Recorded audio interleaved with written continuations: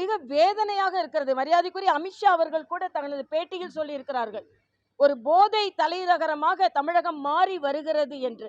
இன்னைக்கு இப்ப பாக்குறேன் வாட்ஸ்அப்ல நாமெல்லாம் இப்ப சொல்லுவாங்க பிள்ளைங்கெல்லாம், நம்ம சாப்பிட்றதுக்கு ஆர்டர் பண்ணா உடனே சாப்பாடு கிடைக்கிறது அப்படின்னு இல்லாம, இன்னைக்கு வாட்ஸ்அப்ல போதை பொருட்கள் ஆர்டர் பண்ணா போதை பொருட்கள் வீடு தேடி வருகிறதாம். இவங்க வீட்டுக்கே மதுவை கொண்டு கொடுக்கலான்னும் மகிழ் மன்றங்களை ஏற்படுத்தி கொண்டிருப்பவர்கள் தானே இவங்க. சில மாவட்டங்களில் மகிழ் மன்றங்கள் ஏற்படுத்தி கொண்டிருக்கிறார்கள்.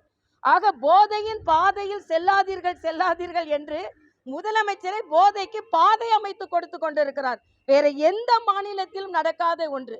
மணமகிழ் மன்றங்கள் போதை இடங்களில் டாஸ்மாக்கு உயர்நீதிமன்றம் படிப்படியாக குறைப்பீர்களே என்று சொன்னதை, இல்லை இல்லை குடிப்பதற்காகத்தான் நாங்கள் இருக்கிறோம் என்று படிப்படியாக கூட குறைக்காமல் இருந்து கொண்டிருக்கிறார்கள். இதற்கு அவர்கள் பதில் சொல்லி ஆக வேண்டும். போதை கலாச்சாரம் மிக மிக பயங்கரமாக இருக்கிறது.